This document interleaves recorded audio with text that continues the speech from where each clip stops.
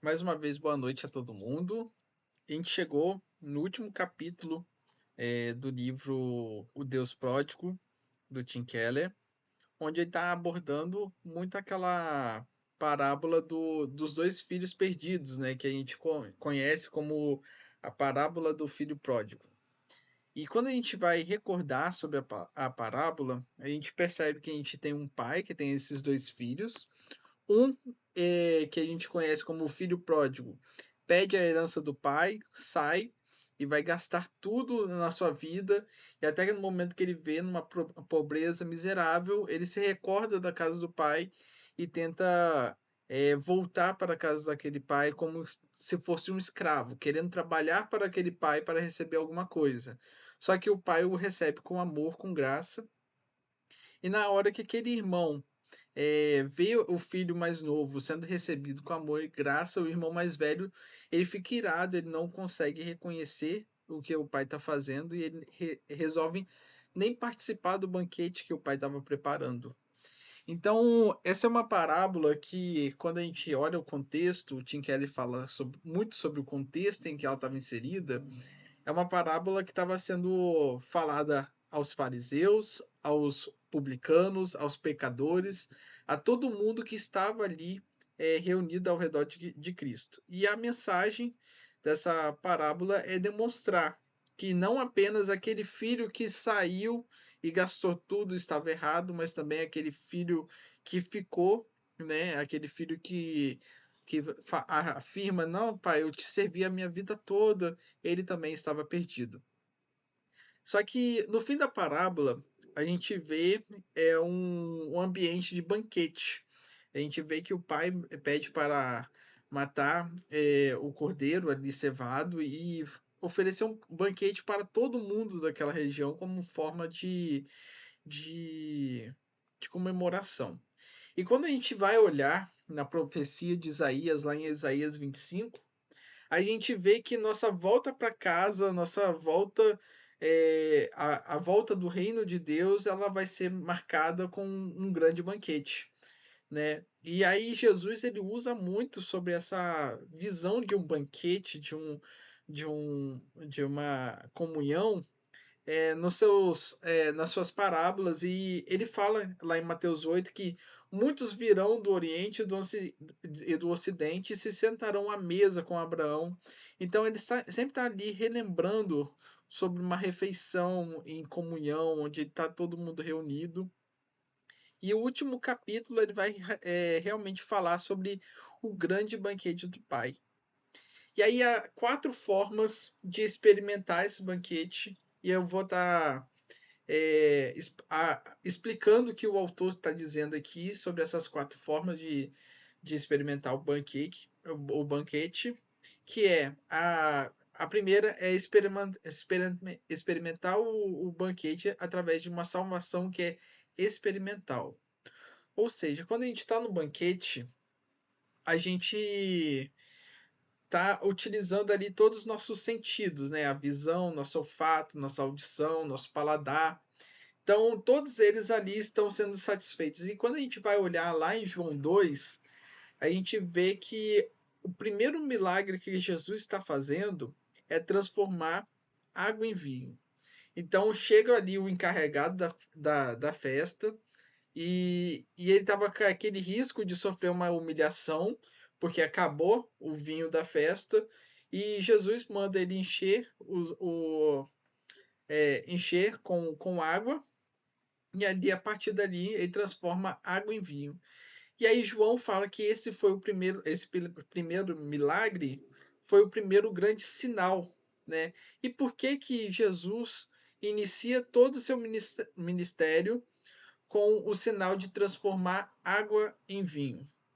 Então, a gente chega na resposta de que Jesus ele veio para trazer uma alegria festiva. Então, o primeiro sinal dele é trazer essa alegria festiva para aquele contexto.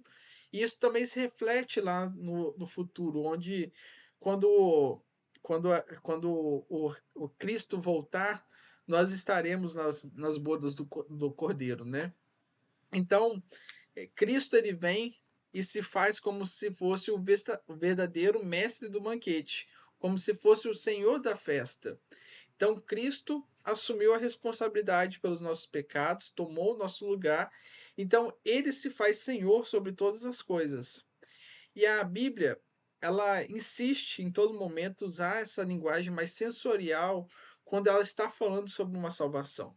Então, a gente vai ver que a Bíblia vai nos convidar a provar e ver que o Senhor é bom. Então, provar algo ali que você tem que sentir de fato, né? Você ver com seus próprios olhos que o Senhor é bom. E aí John Edwards ele vai dizer que tem uma diferença entre acreditar que Deus é divino, que Deus é bom, que Deus é gracioso e existe essa diferença entre provar que ele é e acreditar que ele é.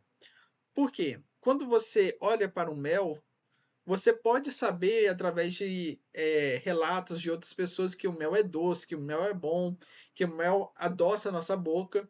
Só que você só vai ter aquela experiência de realmente sentir aquele doce, você só vai se sentir experimentando mel a partir do momento que você provar. Então, ali, no momento que você provar do mel, que você vai ter essa noção exata da doçura do mel, de como ele é bom. E é isso que Jesus nos convida a fazer, é provar e ver de fato. Então, a salvação que Jesus traz para a gente é uma salvação que a gente tem que experimentar. Então, quando você está com aquele sentimento de vergonha, de culpa pelo pecado que você cometeu, só você acreditar que um Deus é misericordioso não vai ser suficiente. Você tem que experimentar a misericórdia de Deus para que. Que? Eu não entendi o comentário do Ronildo. Você tem que experimentar de fato que Deus ali ele é misericordioso na sua vida para que você entenda sobre a misericórdia dele. Então você precisa sentir no fundo do seu coração essa doçura da misericórdia de Deus. Então, apenas no momento que você passa a experimentar da presença de Deus que você começa a perceber como ele é gracioso. Então, será preciso ver com os nossos próprios olhos toda a majestade deslumbrante e só então a gente vai saber que Deus tem tudo na mão dele. E aí a gente parte para outro ponto aqui, aproveitando que o Ronildo colocou do David Leonardo ali, que se Deus deixou ver, deixou sentir, enfim. Tem muita gente que leva essa experiência de provar Deus a um nível que não é saudável. Então a gente tem dois grupos de pessoas. Existem as pessoas que são totalmente céticas, onde elas rejeitam todo tipo de experiência ali com Deus. Elas falam assim: ah, não, Deus tem que ser algo muito racional, eu tenho que acreditar em Deus e Ele vai fazer na minha vida, mas eu não tenho que sentir nada. E existem as outras pessoas que ficam com uma fome por essas experiências místicas e aí acabam que toda a sua crença é baseada apenas numa intuição, numa sensação. Então são dois extremos que a gente sente. O que Cristo está falando é que a gente deve provar, a gente deve sentir, a gente deve perceber como Deus é bom em nossa vida, mas a gente não deve pautar nossa vida cristã em meras experiências místicas aí, porque senão a gente vai acabar sendo enganado pelo nosso próprio coração. Então a primeira coisa que a gente deve olhar é isso, para a salvação, ela é experimental. A gente experimenta a salvação, a gente tem essa certeza da salvação em nossa vida e a gente consegue caminhar com Cristo a partir dessa certeza da nossa salvação, pois ele já pagou o preço que deveria ser pago. E aí a salvação, ela é algo material. Esse é o segundo ponto aqui que Tim Keller vai estar abordando. Então, quando você vai fazer uma refeição, ela não é uma experiência apenas mística. Ela é uma experiência física, bastante física. Então, você tem que comer ali. Então, a figura dessa ceia do Senhor, desse banquete do Pai, ela é sempre relembrada durante a Bíblia. E aí, como eu disse, nós teremos o banquete do casamento do Cordeiro, que aparece lá em Apocalipse 19. E quando Cristo ressuscita também, é possível ver lá em Lucas 24 e João 21 que ele vai se assenta com seus discípulos e come também. Então, se sentar para comer tem esse sinal muito relacional na história bíblica ali. Então, é, é um sinal também que o mundo material é importante para Cristo. Então, quando Deus criou o mundo lá no Gênesis, a gente vai vendo que a todo momento ele vai chamando a sua criação de boa. E aí ele vai lá e fala assim: criou Deus os céus e a terra e viu isso que era bom. E todo momento que ele vai criando alguma coisa, ele vê que é bom. Então, o mundo em que nós vivemos, ele não é apenas um teatro onde a gente vai encenar nossas conversões individuais e, e esse mundo no final dos tempos vai ser totalmente destruído porque a gente vai para um lar celestial, só nuvem branca e esse mundo vai ser totalmente apagado. Não, o objetivo não é esse. O objetivo é fazer com que esse mundo retorne àquele estado inicial em que foi criado, que é um mundo bom, que é o mundo que Deus criou sem o pecado. Então, o clímax da história não remete a uma forma mais elevada de consciência desligada desse mundo, mas o clímax da nossa história de conversão, da nossa história de salvação, nos leva para um banquete na mesa, como Jesus disse, com Isaac, Abraão, Jacó. Então a gente vai estar ali consciente, de forma consciente, adorando a Deus, desfrutando das maravilhas de Deus.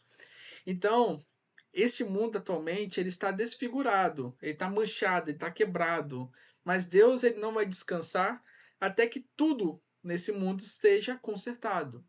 Então, se o mundo que nós vivemos fosse apenas uma ilusão, ao ponto da gente descartar esse mundo como uma cópia temporária e aí a gente vai passar para um mundo ideal no futuro, como dizia Platão, então tudo que acontece nesse mundo não teria importância. E nas cartas de João, a gente vê que João ele bate muito nisso. Nas cartas de João, os irmãos da igreja lá, eles estavam vendo um irmão passar necessidade, passar fome, e eles olhavam para aquele irmão e falavam assim: ah, não tem importância, porque daqui a pouco ele vai morrer, ele vai encontrar com Deus e acabou o sofrimento dele. Então eles deixavam o irmão sofrer, passar fome e não ajudavam. Então, ao ponto de João ter que escrever uma carta e falar assim: se você está vendo seu irmão passar necessidade e não ajuda, então você não é cristão de fato, você não conheceu a Deus. Então, quando a gente vai olhar para o cristianismo, a gente vê que a gente não fica só preso nas palavras, numa idealização, numa ideia, mas a gente parte também para a execução, para dar valor às coisas materiais. Então, quando Jesus veio aqui na Terra, ele não apenas pregou a palavra e ficou ali sentado nas rodas falando parábolas e ensinando o povo, mas ele curou enfermos, ele alimentou famintos, ele atendeu a necessidade dos pobres, e é isso que ele nos convida a fazer a todo momento. Então, ele até adverte a gente lá em Mateus 25 que muitos vão estar chegando no céu e falando: Senhor, Senhor, e eles não vão ser recebidos, porque ele fala: se não tiverem servido aos famintos, aos refugiados, aos enfermos e aos prisioneiros, então de fato não serviram a mim. Então a gente percebe que Cristo nos convida a dar valor a essa vida dos nossos irmãos, porque a salvação é algo material, ela é algo que reflete na vida do nosso próximo. Então, Breno, pode falar. só falar sobre isso, que é muito importante essa fala sua aí e o que o Tim Keller está dizendo, porque vai na contramão do que algumas igrejas contemporâneas fazem com relação ao evangelho, à fé, à experiência religiosa, né? Porque as pessoas geralmente buscam a Deus, a igreja, com o intuito de ter as suas demandas atendidas. E aí ele está dizendo ao contrário, que a gente precisa atender as demandas dos outros. Então, por exemplo, a gente vê pessoas pobres, com fome, pessoas não só aqui na nossa cidade, país, mas nos outros países. E aí a gente acaba colocando muitas vezes a culpa em Deus por essa pessoa estar daquele jeito, mas na verdade Deus levanta a igreja para poder suprir isso, tanto dos domésticos da fé quanto das pessoas que não fazem parte da comunidade. Então a nossa fé, ela precisa ser uma fé em ação. E, e essa ação é ajudar os outros e praticar o bem aos outros. Não é só um, ele até fala aí, né, no capítulo, não é só um assistencialismo, um- uma ação social que você faz, vai além disso. Porque a fé ela é para alcançar o homem completo, não é uma fé só da alma, mas também do corpo, como você está falando com relação à criação. Então isso é muito importante refletir, porque a maioria das igrejas elas não importam com esses serviços e com esse auxílio àqueles que realmente necessitam nesse aspecto aí. E aí, continuando aqui, Tim Keller ele fala que o cristianismo talvez seja a religião mais materialista das religiões do mundo, porque é uma religião que se importa de fato com o homem material aqui, né? Então, os milagres que Cristo faz, Tim Keller aponta aqui, não foram violações da ordem natural das coisas, mas foi uma restauração da ordem natural de como Deus criou o mundo. Então, Deus criou o mundo sem cegueira, sem lepra, sem fome, sem morte. Então, quando Cristo realiza esses milagres de a cura de um cego, o ressuscitar dos mortos, ele alimenta a população, ele está restaurando a ordem natural de como era a criação. Porque Jesus, Tim Keller afirma aqui, odeia sofrimento e a injustiça. Então, o mal e a morte, de tal forma que ele veio nesse mundo e ele experimentou todas essas sensações para um dia nos livrar, para vencer essas coisas e nos livrar desse mundo com essas consequências do pecado. E aí Tim Keller até coloca aqui que Karl Marx afirma que a religião é o ópio do povo, né? E quando a gente olha para o cristianismo, não era para a gente ser tratado dessa forma, porque o cristianismo ele é uma religião que, na sua essência, deveria se importar com o povo. Então, o cristianismo, entretanto, ensina que Deus odeia o sofrimento e a opressão do mundo material, de tal forma que decidiu se envolver e lutar contra esses males. Então, o cristianismo, de modo algum, funciona como ópio do povo. Ele está mais como sais aromáticos, ele está mais para trazer restauração para o povo. Então ele não é algo que vai ali só trazer uma alegria momentânea ali. Ele é algo que vai realmente restaurar. Ele tem esse objetivo de restaurar a população, o povo como um todo. E aí a salvação, o terceiro ponto aqui do Tim Keller, a salvação é algo individual. Então, uma refeição, ela significa crescimento por meio da nutrição. Então, quando você está comendo ali, não tem como uma outra pessoa se alimentar por você. Você que tem que ser próprio alimentar. Então, para sobreviver, para crescer, as pessoas precisam comer e beber regularmente. E é isso que nós precisamos fazer em relação ao Evangelho de Deus. A gente tem que se apropriar pessoalmente dele e se tornar pessoas que se alimentam no sentido espiritual, se alimentam da sabedoria das escrituras. Então, muitas religiões ao redor, elas trabalham com o princípio de eu obedeço, portanto, eu aceito esse Deus. E aí elas ficam nesse trato de ter que trabalhar para ser aceito por um Deus.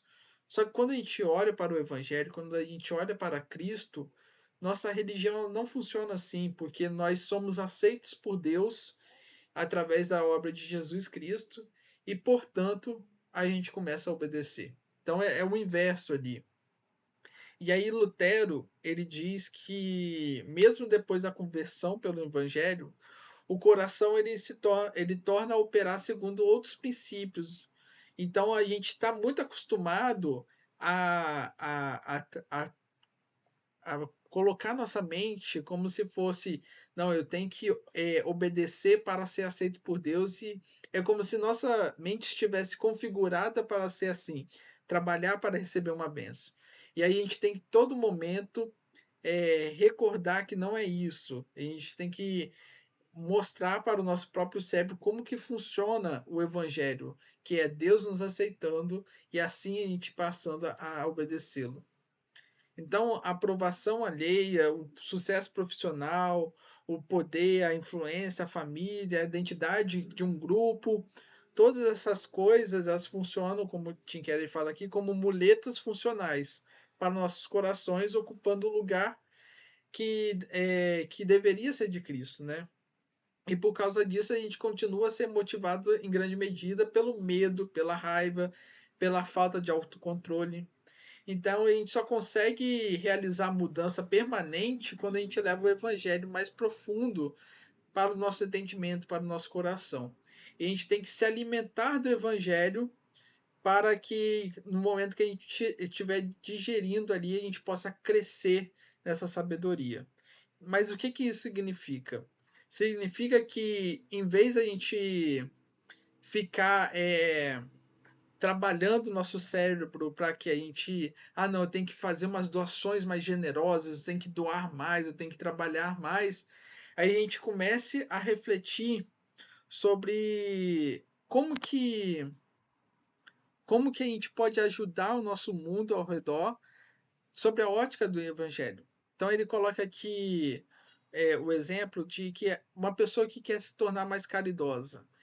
Se você quer se tornar uma pessoa que doa mais dinheiro, aqui no caso para a igreja, você só colocar assim, não, eu vou começar agora a dar mais dinheiro, sem refletir no que você está fazendo, a qualquer momento você vai desgarrar daquilo, você vai ver aquilo dali como um peso. Mas a partir do momento que você reflete sobre o que eu estou fazendo com o meu dinheiro que eu não estou conseguindo doar mais para a igreja. E aí você começa a fazer o trabalho reverso de refletir sobre como que você tem priorizado o dinheiro na sua vida, sobre como você tem atuado em relação ao dinheiro na sua vida, e aí você começa a ser mais generoso, porque você reformula tudo aquilo que você estava fazendo em relação ao dinheiro, e a partir daí você consegue ser mais caridoso. Então não é eu tenho que ser mais caridoso, então eu vou dar mais. Eu tenho que ser caridoso e eu tenho que tirar todos os ídolos da minha vida que estão roubando dinheiro que deveria ser para Cristo. Então, quando Paulo vai falar sobre essa questão do dinheiro na igreja lá em Corinto, ele não apela para uma pressão, ele não coloca assim, eu sou apóstolo de vocês, vocês têm que fazer o que eu estou mandando, e ele nem apela para o tom emocional. Tem muitos pobres por aí que estão morrendo sem dinheiro, passando necessidade, e vocês. Então ele não vai nem para o emocional, nem pela essa opressão. Ele, pelo contrário, ele coloca na reflexão. E aí, 2 Coríntios 8:9 fala: Pois vocês conhecem a graça do nosso Senhor Jesus Cristo, que, sendo rico, se fez pobre por amor a vocês, para que por meio da sua pobreza vocês se tornassem ricos. Então, Paulo está devolvendo o evangelho para aquele povo ali. Ele está dizendo: reflitam sobre a custosa graça de Cristo e façam também a mesma coisa. Cristo se sacrificou por vocês, então também se sacrifiquem em favor do seu próximo. Quando Paulo ele vai advertir lá os Efésios sobre como o marido deveria tratar a esposa, novamente ele não é uma pessoa opressora, uma pessoa que apela para o sentimentalismo, mas ele coloca lá em Efésios 5 que maridos amem cada um a sua mulher, assim como Cristo amou a igreja e entregou-se por ela para apresentá-la a si mesmo como igreja gloriosa, sem mancha, nem ruga ou coisa semelhante. Então Jesus não nos ama por achar que somos belos, mas a gente se torna belo através do amor sacrificial de Jesus. Então, ele é o nosso esposo supremo e nós somos a noiva de Cristo, né? Então, novamente, Paulo aqui, quando ele vai levar essa demanda para a igreja, ele não coloca uma opressão, não coloca uma determinação, e ele nem apela para o sentimentalismo, mas ele recorda aos cristãos que eles são cristãos, que Cristo sacrificou por eles. Então ele começa a fazer essa reflexão.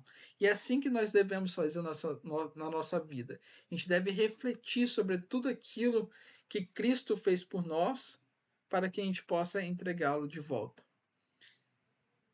Então, a mera submissão a regras de comportamento sem mudança no coração é apenas algo superficial, algo fugaz. Então, seria muito fácil a gente viver um evangelho cheio de regrinhas aí de isso pode, isso não pode. Mas a gente tem que sempre estar refletindo sobre o que Cristo fez, e aí sim a gente vai estar moldando nossas decisões com base no Evangelho. Então, o Evangelho não é um ABC da vida cristã, mas é um dicionário completo da nossa vida. Ele não é só umas letrinhas, é um dicionário completo. Ele não, nossos problemas eles surgem principalmente porque não nos voltamos para o Evangelho de forma a aplicá-lo e a viver segundo a sua mensagem. Então é por isso, aí o Tim Keller coloca aqui a frase de Lutero, que Lutero escreve que a verdade do Evangelho é o artigo principal de toda a doutrina cristã. É extremamente necessário que bem conheçamos esse artigo, que os ensinemos aos outros e que martelemos continuamente sobre nossas cabeças. Então a gente tem que estar todo momento ali lembrando que Cristo fez por nós, para que tudo aquilo que a gente vai fazer na nossa vida reflita o que Cristo fez por nós. Então a gente tem que estar sempre relembrando ali: Cristo veio a esse mundo, morreu por mim, me, é, me fez aceito perante Deus. Então a gente tem que ficar sempre relembrando o que Cristo fez por nós, porque isso molda toda a nossa vida.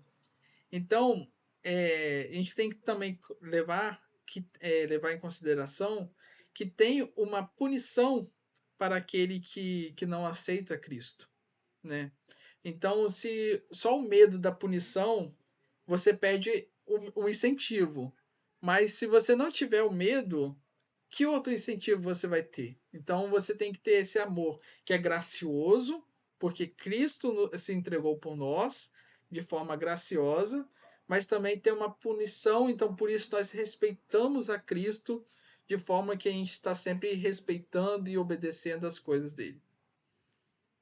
E aí o Tim Keller traz aqui o relato de uma irmã que foi visitar ele na igreja, que quando ela escutou sobre essa, essa salvação através da graça, né? Então o que acontece? Essa irmã ela fala assim: agora estou com medo. E aí ele ficou curioso: por que você está com medo, irmã? Aí ela fala assim: porque se eu tivesse que fazer alguma coisa para receber aos céus, então eu me sentiria como se fosse uma pessoa que paga seus impostos ou que paga um aluguel. Então eu estou ali trabalhando e eu sei que eu vou receber no meu futuro. Mas a partir do momento que Deus ele entregou seu filho de forma graciosa, sem eu precisar de fazer nada, então ele entregou tudo para mim, entregou um amor infinito. Então tudo que eu posso retribuir para ele é uma obediência infinita.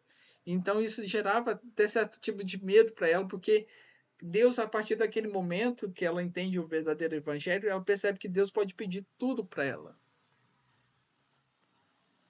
E aí a gente entra no último ponto, que a salvação é algo comunal, ou seja, a salvação é algo que existe uma comunidade, um aglomerado de pessoas ali usufruindo. Então, nenhuma reunião, encontro familiar, casamento, qualquer tipo de evento assim que a gente está reunido, pessoas, nenhum casamento fica completo sem uma refeição no final, uma reunião familiar sem um lanchinho, ou as nossas células sem aquele lanchinho no final. Então sempre a gente está ali levando para essa refeição final, né, em grupo. Então a gente vive uma cultura que a gente tem sempre esse senso de comunidade. né, ali de aproveitar no final. Mas essa é a cultura cristã, de compartilhar o alimento, de cada um levar o seu. Mas a gente olha para a nossa sociedade e a gente vê uma cultura onde os desejos dos indivíduos eles têm preferência sobre as vontades do grupo, da família, da comunidade ali, onde o eu vale mais. Infelizmente, isso também está entrando em algumas igrejas, né? Onde eu sou a igreja sozinho, as pessoas dizem, né? E eu não preciso estar em comunhão e tudo que acontece no culto é para aumentar o meu ego, aumentar o meu eu, para me alimentar. Mas não é esse o sentido bíblico da comunhão. A comunhão, ela é algo para a comunidade, é algo que os indivíduos compartilham entre si.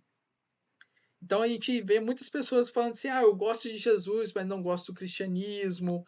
Ah, eu gosto de Cristo, mas não gosto dos cristãos. Então não tem como você amar a Cristo e rejeitar a sua noiva. Você tem que estar em comunhão ali com a igreja. Então essas pessoas elas se interessam apenas por um relacionamento com Deus, mas quando tem que ter uma parte da organização, quando tem que ter uma responsabilidade, elas já começam a rejeitar esse Deus. Então a gente percebe que na nossa comunidade a gente tem os irmãos mais novos, que são essas pessoas que gostam de viver a sua vida através desse modo desenfreado da sua graça, usufruindo tudo para o seu eu próprio, e a gente também vê o outro lado, que são os irmãos mais velhos, que no momento que a gente está recepcionando esse irmão mais novo na nossa comunidade, o irmão mais velho está fora do banquete, que ele não quer participar do banquete. Então a gente tem que sempre relembrar que a Bíblia nos convida a viver uma vida em comunidade. E aí tem um relato muito bonito aqui do livro Os Quatro Amores, que é de um dos meus autores favoritos, que é o C.S. Lewis, que ele vai falar sobre quando ele perde um amigo dele chamado Charles, né? E aí era um trio de amigos, era o Charles, era o Tolkien que escreveu O Senhor dos Anéis e C.S. Lewis que escreveu As Crônicas de Nárnia. Então eram três amigos ali que estavam sempre se reunindo, até que Charles ele morre durante a Segunda Guerra Mundial. E aí Lewis ele fala que quando o Charles morre, em vez de ele ter mais do Tolkien, mais do Ronald ali, ele passa a ter menos do Ronald, porque a partir do momento que o Charles fazia uma piada, o Ronald ria de uma forma. E agora não tem mais o Charles ali para fazer aquela piada. Então ele perdeu uma parte daquele amigo. E é isso que acontece na nossa comunidade. Quando a gente está numa comunidade, quando a gente perde uma pessoa, a gente não passa a ter, agora um grupo menor, então eu vou ter mais tempo com meus irmãos. Não, mas a gente perde uma parte também ali do nosso irmão que ficou. E a vida em comunidade ela é uma vida de doação. Então, o Lewis está nos tentando dizer que é necessário toda uma comunidade para conhecer o indivíduo. Então, antes, quem completava ali o Tolkien, de certa forma, era o Charles. E a partir do momento que não tem o Charles ali para completar aquele amigo, então você percebe que aquele indivíduo ele falta uma parte. Então, é necessário toda uma comunidade para completar um indivíduo. Então, é apenas quando a gente percebe que a comunidade de fé que buscam Jesus, servir e amá-lo, que a gente consegue perceber, que a gente consegue conhecer de fato quem Cristo é. Que aí, a partir do nosso todo, que a gente começa a conhecer a Cristo. E aí eu vou caminhar aqui para o final, que Cristo ele nos oferece o banquete, mas ele nos recorda que ele é o pão da vida. Quando a gente está ceando, ele fala para nos relembrar que aquele é o corpo, aquele é o sangue. Então, Cristo ele nos oferece um banquete onde ele mesmo é o próprio banquete. Então, ele nos convida a participar desse grande banquete. Então, quando a gente olha para essa parábola que a gente estudou dos dois irmãos, a gente percebe que nem a moralidade, nem o legalismo total do irmão mais velho, e nem toda a promiscuidade do irmão mais novo vão fazer a alegria do pai ali da festa. Mas o pai ele se alegra quando os filhos realmente o aceitam, quando os filhos realmente passam a cear com ele. Então, os habitantes da nossa comunidade, toda a nossa comunidade de cristãos aqui, a gente só vai ter esse amor completo a partir do momento que a gente estiver com o Pai de volta nessa ceia, desfrutando desse banquete. Então, Cristo ele nos oferece a todo momento várias amostras daquilo que está por vir, né? Através da sua cura, através do relacionamento que nós temos com nossos irmãos. A gente tem que recordar, então, nesse capítulo, que o amor de Deus, né, é um amor que a gente tem que experimentar, é um amor que a gente tem que se responsabilizar com o nosso próximo, é uma salvação que é material também, é uma salvação que ela é individual, mas é uma salvação que a gente tem que desfrutar em comunidade. Então, por isso que no final da parábola é convocado todo esse grande banquete. E esse é o convite que Cristo faz para o irmão mais velho no final da parábola, é que venha se alegrar, porque o seu irmão estava morto, mas reviveu. Então, que a gente possa refletir sobre esses estágios da nossa salvação, que a gente possa, de fato, experimentar a salvação, de fato, entender que a salvação ela surte efeitos onde a gente passa a se importar com o nosso irmão, mas que a gente também possa lembrar de viver essa salvação de forma individual, crescendo no ensino, no estudo da Bíblia, mas também vivendo numa comunidade. Amém? Fiquem à vontade para fazer perguntas, Amém. considerações.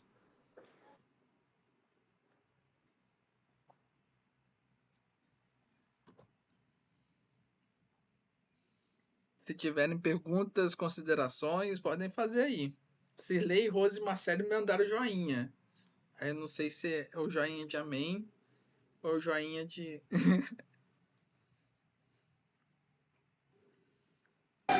Amém! Alguém tem pergunta?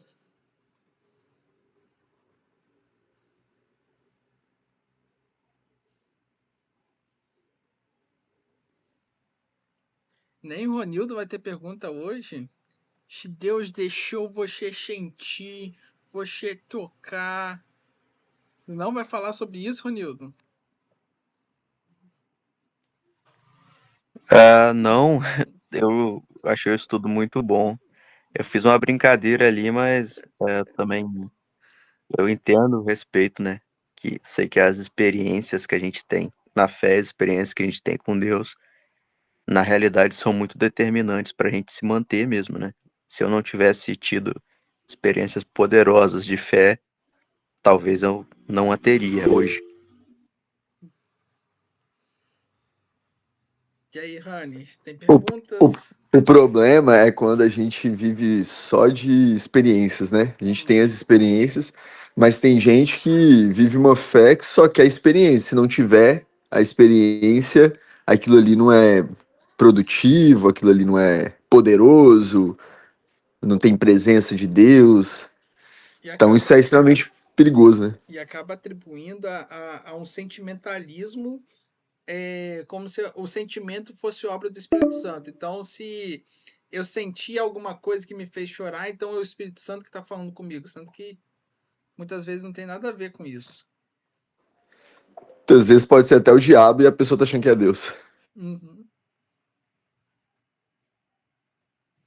Ai, vocês insistiram demais, eu vou ter que falar. Por favor.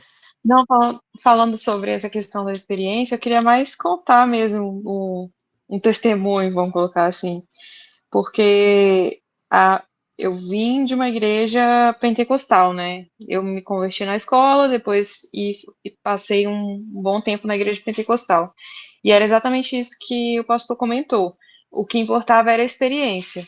Então, às vezes, não tinha nem uma pregação, não tinha uma reflexão, não tinha uma leitura da palavra, ou às vezes era só uma leitura que era usada para embasar a experiência, e o foco era sempre naquilo. E aí, quando na transição, assim, quando eu e o Willis, a gente estava noivo, a gente começou a estudar sobre a história da igreja, estudar um pouco sobre a teologia básica, né, estudar mais da Bíblia, e a gente começou a entender qual era o lugar da experiência na nossa fé. Foi uma transição até difícil, assim, para mim, de saber que não é que o choro, por exemplo, direciona um momento de oração efetivo, eficaz. Então, eu fui orar hoje e eu não chorei. Então, nossa, esse momento de oração não foi poderoso, né? Deus não me ouviu. Entender isso, esse processo foi difícil. E depois o processo de entender também que a gente não vive sem as nossas emoções. Então, o nosso relacionamento com Deus também perpassa pelas nossas emoções. Então, vão ter momentos que a gente vai se emocionar sim. Isso não é pecado, né? Porque a gente não pode cair para nenhum dos dois extremos. Acho que é isso. É isso aí. Tim Keller até afirma nesse capítulo lá, né, que tem esses dois extremos. Tem um que tenta racionalizar muito a igreja e a experiência com Deus, falando que não tem que ter espaço para nenhum tipo de emoção. E tem o outro que só quer ter emoção. Então a gente tem que buscar esse equilíbrio ali e realmente verificar o que é obra do Espírito, o que não é, o que é sentimentalismo. Então, infelizmente, tem muitas igrejas que são orquestradas para fornecer esse momento de êxtase pessoal, então através de um tipo de música, através de um tipo de timbre que vai ser utilizado, então elas começam a trazer, através da psicologia mesmo, trazer esse racionalismo, mas a gente também tem que entender que Cristo fala conosco através do Espírito Santo, e isso também às vezes nos toca de certa forma, né? Mas o que a gente não pode fazer é fazer com que as nossas experiências individuais sejam pautados para aquilo que a gente vive no coletivo com nossos irmãos. Então, eu não posso forçar que o meu irmão ele experimente as mesmas experiências que eu tive e nem julgar ele por ter tido experiências que eu não tive, porque o Espírito Santo vai estar falando conosco da forma como ele quiser. E a gente tem que compreender isso, né? Que a gente vive um coletivo, mas Deus age na nossa vida de forma individual.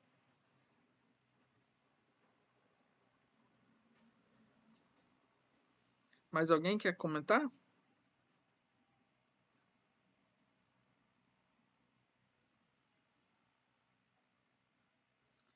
Então, pessoal, acho que é isso. Esse foi o último capítulo desse livro. A partir da semana que vem, como a gente adiantou lá na igreja, a gente não vai ter estudo de livros no Oasis. A gente vai estar no período aí onde a gente vai estar capacitando a igreja para o concílio, né? Então a gente vai ter uma nova forma aí de lidar o Oasis. E aí a gente se encontra então semana que vem. É para todo mundo, então, mãe, pode participar também, que é bom que você entende um pouco dos conceitos aí, né? Mas vai ser mais voltado para capacitar a igreja aí nesse concílio que a gente vai passar. E o concílio é em novembro já, né, pastor? Então tem que correr. Sim, isso aí. Todo mundo convidado. Convidado não, né? Intimado a participar. Isso aí. Beleza, então, pessoal. Vamos orar então para encerrar? Ronildo, você poderia orar para a gente? Sim, sim. Oramos ao Senhor. Senhor, obrigado, Deus, por estarmos aqui nessa noite para poder compartilhar da palavra que é tua, compartilhar da palavra individualmente e em comunidade. Somos gratos, Senhor, pelo teu amor, pela tua bondade, pela sua salvação. Somos gratos porque o Senhor nos protegeu, nos guardou nessa semana e nesse dia. E pedimos agora a Deus que nos abençoe e nos dê o descanso necessário, Pai, que o Senhor nos provê. É isso que eu te peço, te agradeço, Senhor, em nome do seu Filho Jesus. Amém. Amém. Deus abençoe a todos. Um abraço. Amém. Beijo. Melhoras, Amém. pastor. Tchau, gente.